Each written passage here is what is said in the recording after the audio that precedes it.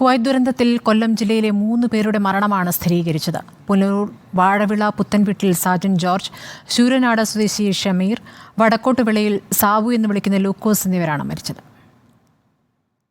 1.5 മാസം മുൻപാണ് പുനലൂരിൽ നിന്ന് MBA ബിരുദധാരിയായ സാജന കുവൈറ്റിൽ എഞ്ചിനീയറായി ജോലി ലഭിച്ചത്. ആദ്യ മാസത്തെ ശമ്പളം വീട്ടിലേക്ക് അയച്ചു നൽകുകയും ചെയ്തു. സഹോദരി ആൻസി ഓസ്ട്രേലിയയിലാണ്.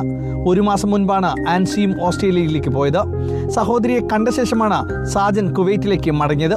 കുവൈറ്റിൽ നടന്ന അപകട വിവരം വീട്ടിൽ ഇന്നലെ തന്നെ അറിഞ്ഞിരുന്നു. പക്ഷേ സാജൻ സുരക്ഷിതനാണെന്നാണ് വീട്ടിൽ അറിഞ്ഞിരുന്നത്. ഉച്ചയോടെ മരണവിവരം പിതാവ് ജോർജ് പോത്തനെ കുവൈറ്റിൽ നിന്ന് സുഹൃത്തുക്കൾ അറിയിച്ചു. അമ്മ വത്സമ്മ ഇന്നാണ് മരണവിവരം അറിഞ്ഞത്. മാധ്യമങ്ങൾ കൂടി ഇന്നലെ വൈകിട്ടാണ് ഞങ്ങൾ അറിയുന്നത്. തീ പിടിച്ചെന്ന് പറഞ്ഞു. ഗോവയിൽ താമസിക്കുന്ന ക്യാമ്പ് ഇതൊന്നും എഴുതി കാണിച്ചില്ല. ഇവൻ പോയിട്ട് 1.5 മാസമല്ലേ ആയുള്ളൂ. ശൂരനാട് വടക്കേ ആനയടി വയ്യാങ്കര തുണ്ടുവിള ഷമീർ നാട്ടിൽ വന്നു പോയിട്ട് 8 മാസമായി. അപകടത്തിന് മണിക്കൂറുകൾക്ക് മുമ്പ് ഭാര്യ സുർമിയെ ഷമീർ ഫോണിൽ വിളിച്ചിരുന്നു. കഴിഞ്ഞ 5 വർഷമായി കുവൈത്തിൽ ഡ്രൈവറായി ജോലി ചെയ്യുകയായിരുന്നു ഷമീർ. കഴിഞ്ഞ 18 വർഷമായി ലൂക്കോസ് പ്രവാസ ജീവിതം നയിക്കുന്നുണ്ട്. 2 പെൺമക്കളാണ് ഇദ്ദേഹത്തിന്.